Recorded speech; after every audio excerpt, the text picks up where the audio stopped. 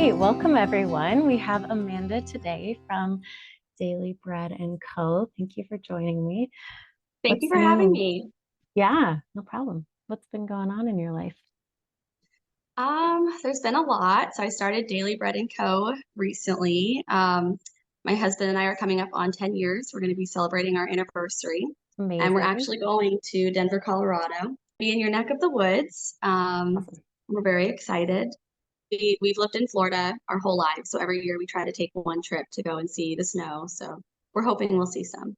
And you have the short sleeve because you're in Florida, and I am rocking the Yes. long sleeve, Proverbs Yes. 31, because it's cold here in Colorado already, which is nuts. You have a great social media presence. What are three of the things that you focus on most? So my three pillars for my business are definitely my faith in Christ, slow, intentional living, and I firmly believe that everyone can just get started with what they have. For so long, my husband and I wanted our homestead and we wanted land, and we just thought it was so unapproachable to have the lifestyle that we wanted in Florida. And eventually, we just started inching forward and learning all the skills that we wanted for the life that we would have eventually. And we have found so much fulfillment in that. So let's dive into that a little deeper. How did your husband start his new job, and what sacrifices did you guys have to make so you could start your business? Sure. So a few years ago, COVID started and everyone's lives were just uprooted. And no one really knew what the future was going to look like. So we both were always just working two jobs. My husband was doing construction, he was like selling precious metals and serving tables at night. I was a district manager at a doctor's office, and I was serving tables at night. And we were making good money, especially here in Florida. We had a decent lifestyle, but we just weren't happy. And my husband was not happy. So he started feeling a call on his heart to go work for the sheriff's office. And initially, it was something that scared me completely and that I did not want him doing. I steered him away from it. And for 2 years, that's like all he could speak about. That's every single day. All he talked about was being a police officer. And I wound up buying the book, The Power of a Praying Wife. And I read it and it just like changed my life. And I realized that, if my husband is strong enough to do this and he truly does feel that God is calling him to do this, who am I to get in the way? So I have to trust my husband to make good decisions. And I did. And so we had like a two-bedroom townhouse. We sold everything that we owned. We moved in with family, and I kept working while he was going through the academy. And it was a very difficult process, but it was so worth it. So during that process, he wound up getting picked up by the sheriff's office, and so financially things were easier because then they started paying him, and they paid off his student debt. I was still working a lot. And then I went to the doctors and I was diagnosed with endometriosis. And the first question the doctor asked me was, are you under a lot of stress? Yeah. And it forced me to reevaluate my life because, me taking on all of this work was no longer worth it financially. And that is when my husband encouraged me to start Daily Bread and Co. And I left the doctor's office and I wound up just getting like a little part-time job. And here we are a few years later. My husband is very happy and thriving in his environment. And Daily Bread is doing better than I could have ever imagined. So we made the sacrifices, we trusted God, and we moved forward. And here we are. We're both happier and healthier, and everything's going really well. Beautiful testament to faith. This is in your hands. This is in your hands, my husband. This is in your hands, God, and we will move from that place. It's such a beautiful testament of faith, moving from rest and faith in action. What advice would you give a young woman graduating high school or graduating college in your experience? Well, definitely if you're looking for a husband, I was always raised that dating is for marriage. So I would say, don't waste your time just dating around or thinking that marriage is an essential. I heard something recently and it said that a man's future matters to a woman and a woman's past matters to a man. So when you're young and you're dealing with young men, everything can feel very difficult. But once you move forward and you're dealing with grown men, they're going to appreciate that you preserved yourself, and respected yourself. So I think that is one thing that's really important. That's something that I'm constantly telling my younger sisters. Um, and then also, like, when you are looking for a partner, definitely just pray for your partner, trust in God, and try to find someone that's equally yoked with you, because ultimately, if you have similar values, um, you're going to have a life of ease. Every marriage has struggles, but if you have similar values, everything will be much easier in the long run. Yeah, So absolutely. that's my marriage advice.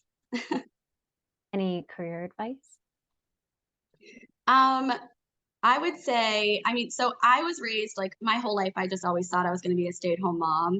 And that may be in the cards for me, but like, my husband and I've been together for 10 years. It didn't happen as soon as I expected. So I always kind of just put my career on the back burner. And if I could go back and do it differently, I definitely would have prioritized a career for myself. Because I think in this world, like, yes, it's important for us to be home, but you also, there are positions where you can work from home or work part-time. And then there's positions where you're put in, like me, like, it didn't happen as soon as I thought it would. So still prioritize yourself, still put your career, um, hold it as important. And I would say, like, you can have both. You can be a stay-at-home mom one day and still have a career that you can look back on that you enjoyed. You mentioned your diagnosis. Can you tell me a little bit about your journey with endo? Yes. So when I was diagnosed with endometriosis, I just turned 26, and my doctor was very harsh with me. He's like one of the only endometriosis specialists in the county, so it took a lot to find him. And when I finally went to him, he was very good at what he did, but very harsh. So he wound up looking at me and telling me, like, if you already had a baby, you wouldn't have this issue. And then he told me, which was hurtful. And then he told me, if you don't get a move on now and you don't have kids by 32, you won't have any. And it brought me into this very dark place. I've always had God in my life. I always relied on God and, believed in God so strongly. But just by this doctor telling me this, it brought me into this dark place where I almost just forgot that, God can do all things and God has full control over my life. And I went through this sadness for about a year, and here we are now. And recently, I was at church and I was speaking to the pastor's wife, and she reminded me about First Samuel, when Hannah wasn't able to conceive, and she asked God to remember her. And so that has been my prayer lately. But also, just, I had to check myself and make sure that, I am putting all of my faith in God and not in this doctor. He may not even have all the right answers. Like, I may have to find a follow-up or something, but ultimately the greatest thing I can do is have faith in God and what he can do and the control that he has over my life, because his plan is always going to be greater than mine. And then also, when I got that diagnosis, I had always eaten really clean. I used to do, like, HIIT workouts and run at the park all the time, and I would work out very intensely. And I had to reevaluate every part of my life. I quit my stressful job. I stopped buying store-bought bread, started making sourdough. I really cook almost all of our meals at home. Um, I spend more time at home. I've made our home like a little sanctuary, and it's our safe place, and it's just filled with peace. And I don't push myself in the gym like I used to. And before, I would have been so hard on myself about my weight. I think, like, I'm still a healthy weight, but I just don't obsess over it anymore, because ultimately my health long term is way more important than, being a certain size. And so all those things collectively have helped me eliminate a majority of my endometriosis pain and symptoms. Oh, So yeah, which is crazy to think that just, those little changes can so drastically affect your health. But absolutely. And I know we talked about looking at what God has done in the past. Hey, I stood on faith in that moment and it yeah, moved me into this time of peace. In the next tumultuous period comes up and you can say, hey, the last time I stood with God in peace, this came of it. So the more, and thank you for sharing, because the more we hear, the more we're encouraged and inspired in our own lives when difficulties come up, or when we receive a diagnosis, or we receive heartache, or, news of grief in our families. I was just reading my devotional this morning. Do not grieve as um, the Gentiles do, because you have faith in God. You know that that's a different kind of hope. You have hope in the future that you'll see them in the future.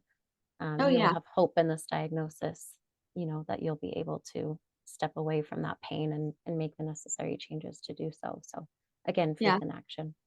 absolutely.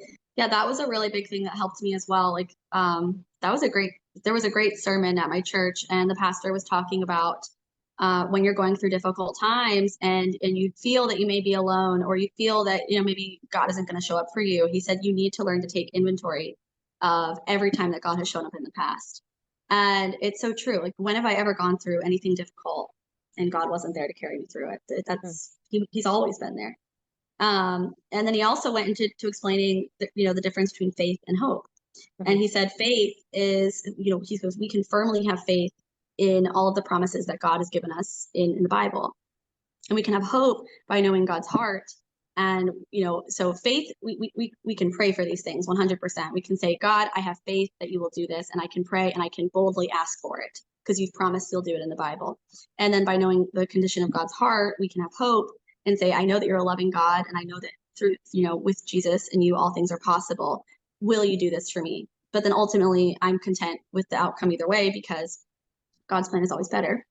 But that was a great, like, sometimes you're just sitting in church and your pastor is talking and you're like, this is just meant for me. You just feel it. And so that one sermon really stuck out to me. And it really helped me because, here I am thinking, okay, well, I'm sad. Like, I haven't had, children yet, this, and this. But then I look back at my life and look at where I am now. And I have a beautiful life. I'm happy. And God's always been there, and he will continue to be there for me. So that helped me a lot.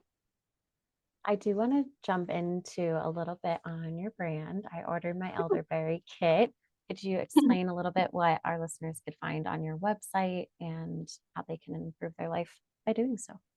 Yes. So in the link of my Instagram, you can click the link in my bio, and I give a link to my Etsy page. You also can just go on Etsy and type in Daily Bread & Co., and my storefront will come up. But as of right now, I have 3 products. I just sell my wet sourdough starter, which a lot of people aren't doing right now. So I ship my wet starter directly to you, and then you can have it up and running within a few days, and you can be baking. I sell my dried sourdough starter, which is what most people are selling right now. It's like a non-perishable version. So if you don't have the convenience of feeding it right away when you get it, or you want to give it as a Christmas gift or a stocking stuffer, you can just order the dried sourdough starter, and it just takes a few days longer to revive, but it's just as healthy. And then I do my elderberry kit too. So that is just because, we're so into health and wellness. One of my girlfriends last year showed me her elderberry syrup, and I was just so taken by it that I decided, we need to share this with people. So we revised her recipe a little bit to do dried ingredients so that I can ship it. And people really love it. And it's shelf stable for 6 months. Um, and it's just a great thing to have on your shelf during flu season, and makes you feel good. So And then upon receiving your kit, what are the steps? What can you expect? And what would you use it for? So for the elderberry syrup kit, it has everything you need. You'll just have to have honey and 4 cups of water on hand. So you'll bring 4 cups of water to a boil, add in the contents of your kit, and then boil it or simmer it for 45 minutes. You can simmer it covered if you want like more of a juice, and you can simmer it uncovered if you want it to be like a thicker syrup. And then once it's cooled and you strain it, you add your honey. You put it in a nice mason jar, and it's good in your fridge for 6 months. And you can have like a tablespoon to 2 tablespoons a day. Um, Kids should have like a half a tablespoon. But it's really good. It keeps you healthy. It's filled with antioxidants and vitamins. And it's like nature's multivitamin. So it's very good for you. and change of season. We're in fall, heading into winter, me more quickly in Colorado than you in Florida. Yes. So Yeah. I am super happy to have this on hand. You can get this link online in our show notes as well. Thank you so much, Amanda. You're Find welcome. her online at Daily Bread & Co. and Etsy as well.